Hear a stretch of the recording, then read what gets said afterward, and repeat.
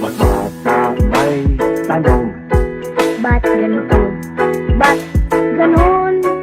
hayaang buksan ang isipan. Sa science o agha, tayo na sa siniswela. Buksan natin ang sinesya. Buksan ang pag-iisip. Tayo'y likas na scientist.